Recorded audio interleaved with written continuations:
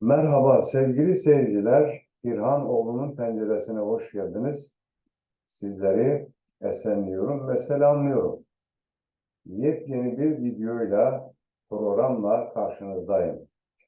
Bu programımızda Hattaboğlu Ömer, Hazreti Ömer'den ilginç iki hikaye, ibretlik hikaye nakletmeye çalışacağım. Evet, Hazreti Ömer halife olur ve Adil Ömer. Hattaboğlu Ömer, namı değer Hattaboğlu Ömer. Ömer bin Hattab. Halife olur ve görevini titizlikle yerine getirmeye çalışır. Bir gün İbn Abbas'la birlikte gece vakti Medine'nin sokaklarında dolanır ve kenar bir mahallede yanmakta olan bir ateş görür. Ve oraya doğru yönelir, gider.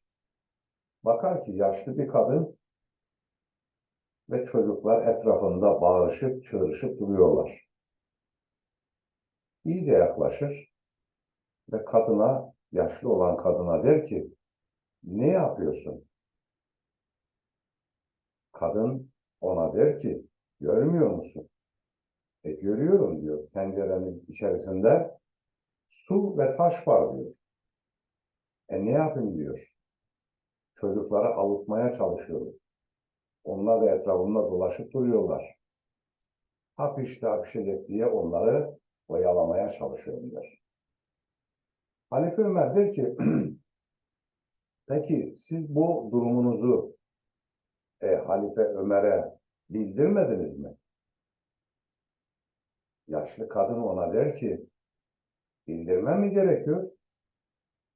Ömer der ki, siz bu durumunuzu devlet başkanına, halifeye bildirmezseniz sizin durumunuzdan nasıl anlasın, ne bilsinler? Kadın müthiş bir cevap verir.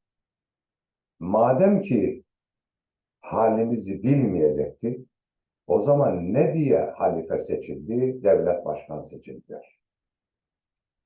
Ve Hazreti Ömer sanki bir vurgun yemiş gibi olur. Ve oradan hızla uzaklaşır ve gider. Beytülmal'den yiyecek, erzak vesaire gibi çuval içerisine koyar ve kadına götürmek üzereyken sırtını almak ister ve yanındaki İbn Abbas yardımcısı, ya emir bırakın ben onu sırtlanayım der. Hayır der, bu günah benim günahımdır. Kimse sırtlanamaz der. Ve yiyecek ve erzakları götürür o yaşlı kadın ve çocuklara. Şimdi burada çok ibretlik bir durum var değil mi? Evet.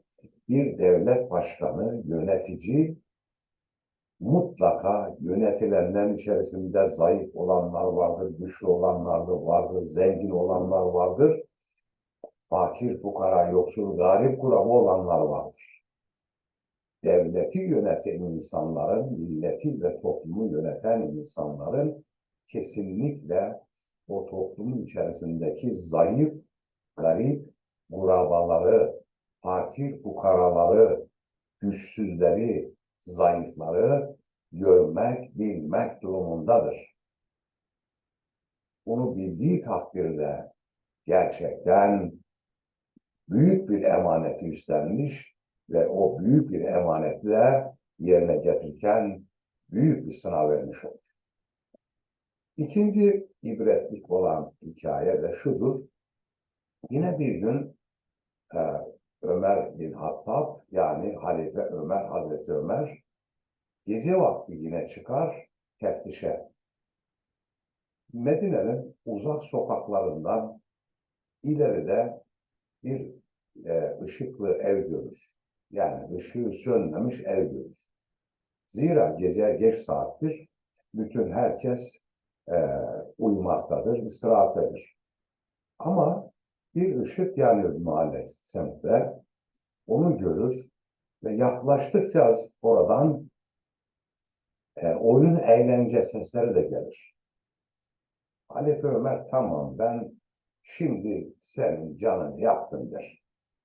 Ve hızla yaklaşır oraya.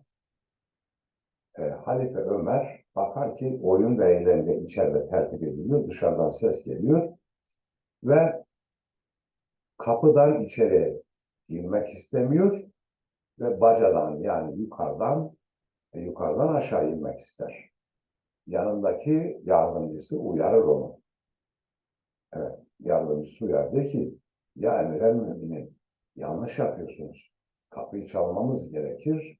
Yani izin istememiz gerekir. Ve kapıdan içeri girmemiz gerekir.